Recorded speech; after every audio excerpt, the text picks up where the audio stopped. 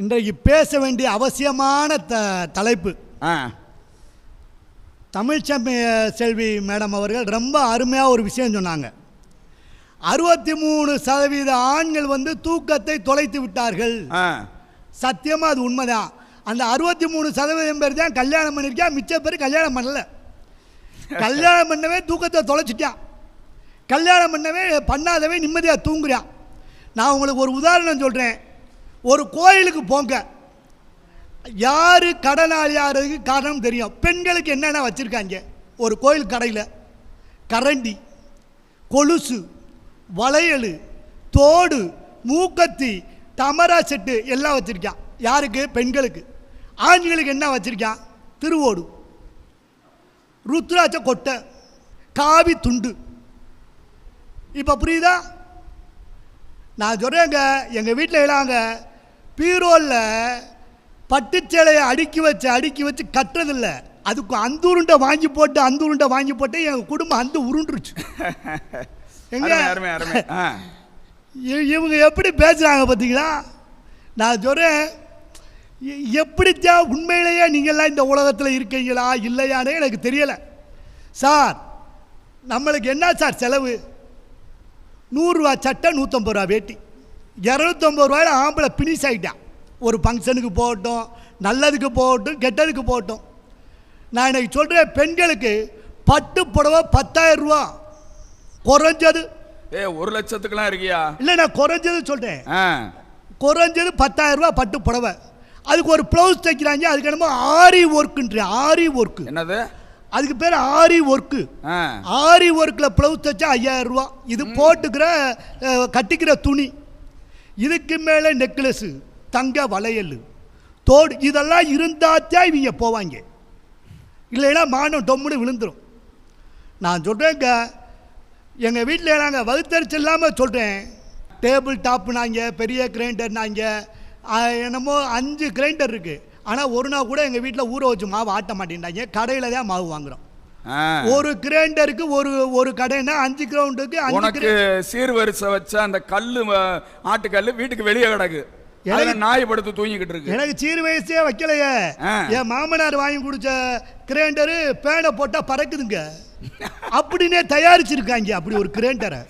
இவங்க வேற நாங்கள்லாம் எங்களுக்கு கடனே தெரியாது. நான் உண்மையாக சொல்கிறேங்க, எங்கள் அப்பா ஒரு ஆள் வேலை பார்த்தாரு. 6 பிள்ளைகளை படிக்க வச்சார். இன்னைக்கு நானும் வேலை பார்க்குறேன், என் பொண்டாட்டி வேலை பார்க்குறான். ஒத்த பையில படிக்க வைக்க முடியல. அவனுக்கு ஃபீஸ் கட்டுறதுக்கு தெருவா கடை வாங்குறோம். அதுக்கு என்ன பிச்சை எடுக்கிறேன். நான்லாம் வித்தியாசமாக பிச்சை எடுப்பேங்க. வெள்ளிக்கிழமைனா மீனாட்சி அம்மன் கோயில், ஞாயிற்றுக்கிழமைனா சர்ச்சு. என்ன வேணா சொல்றீங்க? பயல நான் சனிக்கிழமை சோளிங்கர், சனிக்கிழமை இன்னைக்கு சோளிங்கர். ஏன்னா நான் உண்மையை சொல்றேங்க, என்னைக்கு பெண்கள் படிச்சு வேலைக்கு போனீங்களோ அன்னைக்கு தாங்க பிரைவேட் ஸ்கூலே வந்துச்சு தமிழ்நாட்டில். என் பிள்ளை இந்த ஸ்கூல்ல தான் படிக்கணும், என் பிள்ளை ICC சிலபஸ் தான் படிக்கணும். நீயே 3வது பெயில் நீ சொல்லி கொடுத்துருவியா? அது ஸ்கூலுக்கு அனுப்புனா ப்ராஜெக்ட் பண்ணுறதுக்கே நம்ம உயிரை வாங்குறாங்க. ப்ராஜெக்டை பண்ணு.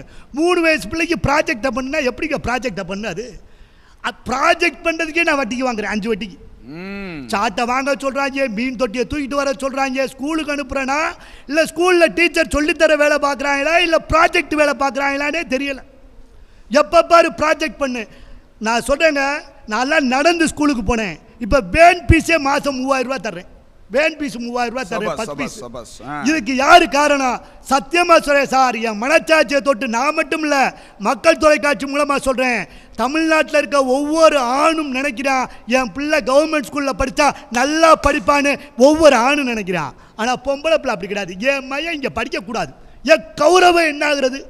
என் கௌரவம் பெரிய ராஜராஜ சோழன் வீட்டில் பிறந்த. நான் கேட்குறேன் சார், தப்பா நினைக்காங்க. இன்னைக்கு ஆஸ்பத்திரியும் பெரிய பெரிய பிரைவேட் ஸ்கூல் வந்ததுக்கு காரணமே பெண்களுடைய பேராசை தான். நாங்கள் மாதம் ஃபீஸ் கட்டுறதுக்கே நாங்கள் பர்சனல் லோன் போட வேண்டியது இருக்குங்க. பர்சனல் லோன் போட வேண்டியது இருக்குது. அதில் இன்னொன்று, சொந்த வீடு கட்டுறது எனக்கெல்லாம் ஆசையே இல்லை. நாங்கள்லாம் வாடகை வீட்டில் 8 பேர் படுத்தோம். தலானியே கிடையாது. பழைய துணியை முடிச்சு போட்டு தான் தலைக்கு. நாங்கள் பெட்ஷீட் வாங்கினது கிடையாது. அம்மா சேலையை விரித்து தான் படுத்தோம். போர்வையை வாங்கினது கிடையாதுங்க, தலானியை வாங்கினது கிடையாது. எங்கள் அப்பா ₹1 கடை வாங்கினது கிடையாது சார். கைதட்டுங்க சார். எங்கள் அப்பா ₹1 கடை வாங்கினது கிடையாது. ஆனால் இன்னைக்கு கேட்டோன ராமநாதன் யாருக்கும் கைதட்டணும்னு சிந்தனையே வர மாட்டேங்குது. கட்லு வாங்குறதுக்கே லோனு, அதுல மெத்த வாங்குறதுக்கு தனி லோனு, ஏசிக்கு 5 லோனு. அதை போட்டு படுத்தா தூக்கம் வருமாங்க? லோன்காரை எப்போ போன பண்ணுவான்? இதில் படுத்திருக்கமே மாதம் எப்படி டியூவாக கட்டுவோம்? ஏசியெல்லாம் நான் பார்த்ததே இல்லை சார். என் பொண்டாட்டி சொல்கிறா, நான் ஏசி இல்லாமல் தூக்கமே வராது. அவங்க வீட்டில் பேனே கிடையாது, விசிறியை வச்சு விசிறிக்கிட்டு இருப்பாங்க. நாங்கள் ஏசியில் தான் படுப்போம், எங்களுக்கு தெரியாது உங்கள் லட்சணம். நான் சொல்கிறேன் சார், சரினாச்சா என்ன பண்ணுறது? உங்களுக்கு நடுவரவர்களே உண்மையாக சொல்கிறேன், எங்கள் அப்பெல்லாம் எப்படித்தான் எதுக்குத்தான் என்னை கல்யாணம் பண்ணி வச்சானே தெரியல. யாருக்கு தெரியும்? தூக்கம் இல்லாமல் இப்போ கடனாளியாக திடுறேன். இல்லைன்னா தான் குழம்பு ஊற்றும் போதே குழப்புறாங்க. இல்லை வீட்டில் ஒரு பேன் கூட இல்லை, இந்த குழம்பு. வீட்டில் ஒரு ஏசி கூட இல்லை, இந்த குழம்பு. ஒரு சொந்த வீடு இல்லை, உனக்கெல்லாம் ஒரு குழம்பு. உன் பிள்ளை உன் லட்சணத்துக்கு உனக்கு ஒரு பிள்ளை, இந்த குழம்பு கண்டையை வச்சே மூச்சில் சுரட்டுறாங்க. நிம்மதியாக சோறு சாப்பிட முடியுதா? முடிச்சிடேன் நடுவர்வர்களை. தமிழ்ச்செல்வி அக்கா பேசும்போது சொந்த வீட்டுக்கு நாங்கள் ஆசைப்படுவதே இல்லை. அட பாவிகளா, வாடகை வீட்டில் ஒழுங்காக 4000 ரூபா வாடகை கொடுத்துக்கிருந்தேங்க.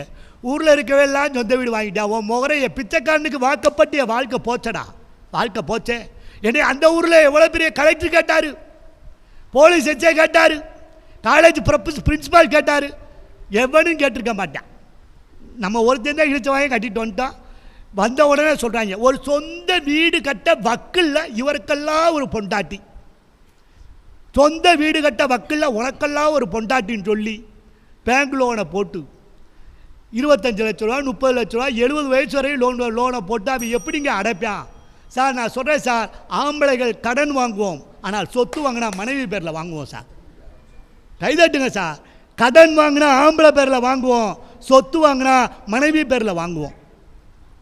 நான் சொல்கிறேன், எல்லாத்துக்கும் ஏமாறுறது, எல்லாத்துக்கும் ஏமாறுறது. ஃபைனான்ஸ் கம்பெனியில் 1000 ரூபா போட்டால் 10,000 ரூபா தராங்கன்னா தூங்க விடுறதில்ல. உனக்கெல்லாம் பிழைக்க தெரியாது ஆம்பளை, நீ எல்லாம் பிழைக்க தெரியாது. 10,000 ரூபா போட்டால் 1 லட்ச ரூபா தர்றானா, போய் போடுன்னு அதோட வாழ்க்கையை போட்டு தள்ளிட்டான் சார். நான் சொல்கிறேன் சார், ஆம்பளைக்கு ஆசையே கிடையாது சார். கல்யாணத்துக்கு முன்னாடி நீங்கள் வேணால் சர்வே எடுத்துவோங்க சார். கல்யாணத்துக்கு முன்னாடி எத்தனை இளைஞன் கடை வாங்குறான், எத்தனை இளைஞன் கடை வாங்குறான். ஆனால் கல்யாணத்துக்கு பின்னாடி கடன் இல்லாத ஆணே இல்லை சார். காரணம் என்னமா? பாரதிதாசன் ரொம்ப அருமையாக சொல்கிறான், ஆசைக்கு வாசமலர் தேடுவதும் அஞ்சுவதும் நாணுவதும் ஆமை போல் வாழுவதும் பெண்ணோட வேலை. ஆகார அளவிட்டதாயினும் கேடில்லை போகார அகலா கடைனா திருவள்ளுவர். எவ்வளவு வருமானம் வருதுன்னே தெரியலையங்க, புருஷனை இதை வாங்கு அதை வாங்குன்னு என்னென்ன தொல்லை பண்ணுறீங்க சார். நான் உண்மையை சொல்கிறேன் சார், நான் ஒரு தடவை 3 முடிச்சு போட்டேன் சார்.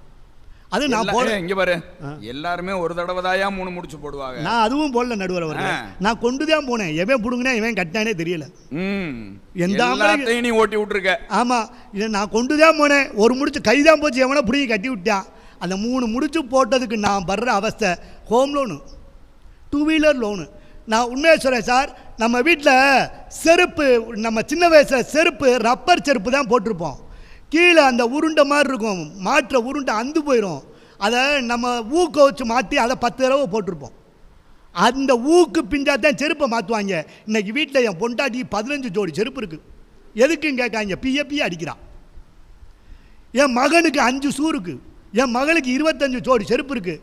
ஆனால் நான் மட்டும் கல்யாண வீட்டில் போய் திருடிட்டு வரேன் சார். என் நிலைமையை பார்த்தீங்களா சார்? வீட்டுக்கே செருப்பு வாங்கி தர்றேன். நான் உண்மையை சொல்லி முடிச்சிடறேன் நடுவர். மயன் கை கட்டி வேலை பார்க்க வேண்டும் என்பதற்காக அடுத்தவுடன் கை கட்டி ஆம்பளை வேலை பார்க்குறேன் சார். ஆசைப்படலை சார். நான் ஒரே ஒரு செய்தியை மட்டும் சொல்லிட்டு முடிச்சுடுவான் நடுவர் அவர்களை. முடிச்சுறேன், ஒன்னே ஒன்று சொல்லிட்டு முடிச்சுறேன்.